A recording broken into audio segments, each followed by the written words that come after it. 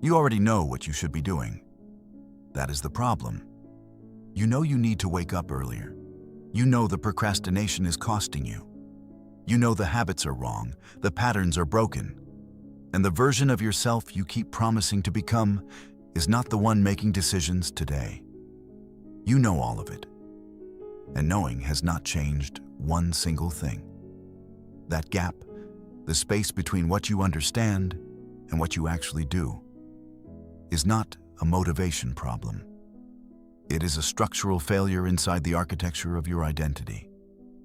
And until you see it clearly, all the inspiration, all the mindset content, all the dark philosophy you consume will remain exactly that. Consumed, not applied, not transformed. Just another layer of articulate awareness sitting on top of unchanged behavior. Machiavelli saw this centuries before modern psychology named it.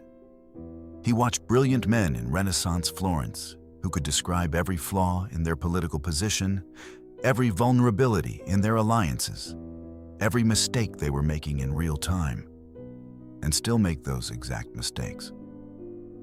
He did not call them stupid. He called them unconscious. Not because they lacked intelligence, but because intelligence without behavioral command is a sophisticated form of paralysis. He wrote it plainly. Men judge more by the eye than by the hand. What you perceive about yourself, your awareness, your articulate understanding of your own condition is not the same as control over it. Perception is not power. Execution is power. Everything else is commentary. This is where most self-improvement content fails you. It feeds awareness. It does not build execution architecture. You walk away from every video, every book, every motivational framework feeling temporarily activated, and then watch yourself return to the same patterns within 48 hours. Not because you are weak, because the wrong layer was addressed. What follows is not motivation. It is a structural diagnosis, followed by a rewiring process. If you are ready to stop explaining yourself and start observing yourself, stay with this. The shift that happens inside this framework is not temporary activation. It is identity recalibration. Once it occurs, there is no returning to the previous version of yourself. Drop in the comments right now. I am done explaining. I am starting to observe. Because that sentence is not a slogan. It is the first behavioral interruption of an unconscious loop. Write it. Mean it. Let it be the beginning. The first thing you need to understand is that your emotions are currently running your identity, not you, your emotional state. When motivation is present, you act. When discomfort rises, you withdraw. When uncertainty appears, you delay. This creates a loop so predictable it functions like clockwork. Emotion drives reaction. Reaction produces regret. Regret generates temporary resolve. And temporary resolve collapses back into the same behavior. Season after season, year after year. Modern behavioral psychology calls this state-dependent identity. The self you operate from is not a stable, chosen construct. It is a variable that shifts based on internal chemistry. One version of you commits to the standard. Another version, triggered by a bad night or a moment of friction, dismantles everything the first version built. You are not one man making consistent choices. You are several competing states negotiating for control of a single body. And none of them have been consciously designed. This is not a moral failure. This is a mechanical one. The Machiavellian framework does not waste time judging men for being emotionally reactive. It identifies emotional governance as a structural vulnerability. A man governed by emotion is not a man who chooses outcomes. He is a man who negotiates with them. And negotiation, in the domain of self-mastery, is just a slower form of losing. The second layer of the problem is what psychologists call approach avoidance conflict. You want growth. You also optimize for comfort. When they collide, comfort wins by default because the nervous system is hardwired to protect you from discomfort. This is neurological preference for predictable reward loops. Your brain is doing exactly what evolution designed it to do. Evolution did not design you for the kind of growth you are pursuing. It designed you for survival. So you end up in a life that is symbolic rather than structural. Thinking replaces doing. Planning replaces execution. Consuming replaces creation. And the gap between the person you understand yourself to be and the person actually generating results in the world keeps widening until it becomes the defining feature of your inner life. That quiet, constant awareness that you are capable of more and somehow not accessing it. Machiavelli addressed this in blunter terms. A man who wishes to command must first stop negotiating with internal resistance. Before you can bend the external world to your will, you must stop allowing the internal world to bend you. Most men never do this. They confuse preparation with progress. The world, which rewards results and outcomes rather than effort and intention, does not care about the distinction. The third layer is identity fragmentation. You do not have one self making decisions. You have several. The social version, the private version, the ambitious version, the exhausted version. Each holds different standards, different tolerances, different willingness to act. Because no single unified identity governs your decision-making, behavior defaults to habit loops rather than intention. If identity is unstable, the brain will not reach for the best possible response. It will reach for the most familiar one. Machiavelli studied Cesare Borgia precisely because Borgia understood identity construction. Borgia projected a singular, unwavering character regardless of context. Not a performance, a structure, a constructed consistency that made him predictable to himself and unpredictable to his enemies. Modern psychology calls this self-regulation through role unification, the construction of a governing identity that holds all versions of you accountable to the same behavioral standard. This is where transformation begins, not with discipline in the motivational sense. It begins with observation, watching your own behavioral patterns without emotional justification, without the story you attach to why the pattern exists. Just pattern recognition. Cold, clean, accurate. Self-awareness is not insight. It is interruption of automatic behavior. You stop explaining yourself and start observing yourself. The distance between impulse and action begins to open. In that distance, real control is born. Power is not dominance over others. The Machiavellian mind, misread for centuries as a manual for external manipulation, is actually a manual for internal sovereignty. Real power is the predictability of self under pressure. A man becomes dangerous not when he is unpredictable to others, but when he is unbreakable by his own emotional states. Machiavelli put it plainly: it is better to be consistent than emotionally negotiable. Consistency creates internal gravity that no motivation can manufacture. Silence is a piece of this architecture most men overlook. Not silence as the absence of speech, but silence as the presence of processing. When a man stops reacting to every internal trigger, he increases cognitive bandwidth. He observes rather than discharges. He accumulates information rather than spending it. This is high self-monitoring behavior. The ability to choose your response rather than have it chosen for you by whatever state you happen to be in. A calculated pause, applied internally, is more powerful than any amount of forced motivation. There is a widespread misconception that authenticity equals strength.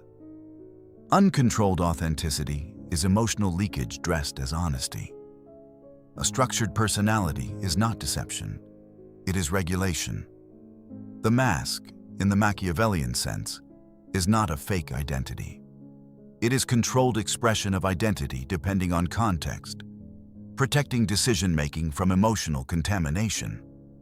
The man who enters a high-stakes situation without broadcasting his anxiety is not being dishonest. He is being strategic. Machiavellian wisdom calls this power over the self. Now comes the piece most men cannot absorb until they are genuinely ready. The enemy that has done more damage to your life than any external force is inside you. It is not your weakness. It is your protection system misidentifying growth opportunities as threats and shutting them down before they can cost you anything. Procrastination feels like readiness. Overthinking feels like intelligence. Avoidance feels like strategy. Isolation feels like independence. These are not flaws. They are outdated survival programs written by a younger version of you who needed protection from pain. Those systems worked once. They kept you safe from failure, from judgment, from the devastation of trying your hardest and falling short. But those same systems now operate as a prison, keeping you from growth, from genuine power, from the version of your life sitting on the other side of the discomfort you keep avoiding. Machiavelli was ruthless in his assessment of this pattern. He identified it as the primary mechanism by which capable men remain ordinary, not because they were conquered by enemies, because they were quietly conquered by their own untamed interior world, day after day. In ways so subtle, they stopped feeling like surrender and started feeling like personality. That is the most sophisticated trap the human mind constructs, turning your limitations into your biography. The approach to this internal enemy is not suppression. Suppression creates pressure that eventually explodes. The approach is interruption. You identify the pattern accurately, without the flattering story you usually attach to it. And then you act before the system can engage its full defense architecture. Imperfectly, uncomfortably, with resistance present in every direction. The man who waits for the resistance to stop before moving will wait his entire life. Suffering is not the enemy of growth. It is the mechanism of it. Most men interpret suffering as identity damage. I am failing. I am behind. I am not enough. That interpretation transforms difficulty into devastation. Dangerous men interpret suffering as data. This is feedback. This is calibration. Raw material from which real resilience is built. Not the performed resilience of someone untested, but the earned resilience of someone who has reached the bottom, decided it was survivable, and climbed back up different. Machiavelli wrote that fortune is like a raging river. When it floods, it destroys everything in its path. But the prepared man builds embankments before the flood arrives, shaping the terrain so that when fortune turns against him, it redirects around him rather than destroying him. This is strategic suffering, the genuine metabolization of difficulty into structural advantage. Stoic discipline is not suppression of feeling. It is the mastery of response. In the gap between what happens to you and how you choose to react lies your actual power. Repeated controlled exposure to discomfort rewires the brain's threat response system. It increases tolerance to uncertainty and reduces fear-based decision-making. The man who has metabolized genuine difficulty develops something no self-improvement program can install from the outside. An unshakable internal foundation that makes him immune to the tactics that destabilize ordinary men. Shame does not work on him. Pressure does not crack him. Not because he is performing in vulnerability, because he has already survived the thing you are trying to use against him. Discipline is not force applied against resistance. It is identity enforcement. Every repeated action under pressure reinforces a neurological pathway of self-definition. You do not act disciplined because you are already strong. You become strong because you act disciplined before you feel strong. Discipline is identity repetition under resistance. The unglamorous, unwitnessed act of choosing the version of yourself you are constructing over the version you are leaving behind. Brick by brick, in the silence where no one is watching, a different man takes shape. The dangerous man is not formed in moments of high motivation. Motivation is a guest, not a resident. He is formed in the repeated rejection of emotional negotiation. Every time he moves when the internal system says, wait. Every time he holds the standard when exhaustion suggests an exception. Every time he chooses the identity he is building over the comfort the old identity is offering. The man with genuine virtue does not wait for favorable conditions. He constructs them through the quality of his responses, day after day, in the silence where no one is watching. Unstoppable does not mean invincible. It does not mean immune to failure or doubt. Unstoppable means that none of those things can permanently redirect you from what you have decided your life will mean. Failures occur, but identity remains stable. Loss happens, but direction remains intact. Pressure increases, but behavioral structure remains unchanged. Psychological continuity under pressure produces inevitability. The man who stays aligned regardless of conditions becomes what the world has to react to. Through the accumulated weight of a self so consistently constructed that external pressure has nowhere to land. The real awakening is not a realization. It is a behavioral interruption of old identity loops. The difference between an ordinary man and a dangerous one is not knowledge. You have always had enough. The difference is non-negotiable execution of self-directed behavior. Once this shift occurs, the question is no longer what do I want? It becomes what version of me is making this decision? In that question, identity stops being inherited and becomes constructed, decision by decision, in the only laboratory that has ever mattered. The interior life of a man who stopped negotiating with himself. You are not stuck because the world is against you. You are stuck because your automatic responses are running in loops designed for a version of your life that no longer exists. The moment you step outside those loops and consciously construct your responses, you are no longer ordinary. You are no longer manageable. You are no longer available for the low expectations of a world that preferred you. Stay unconscious. Go to the comments right now and write, I am not who I was. I am what I decided to become. Post it and mean it, not as a slogan, as the line between the man who consumes and the man who constructs. Because that line is real, and you just crossed it.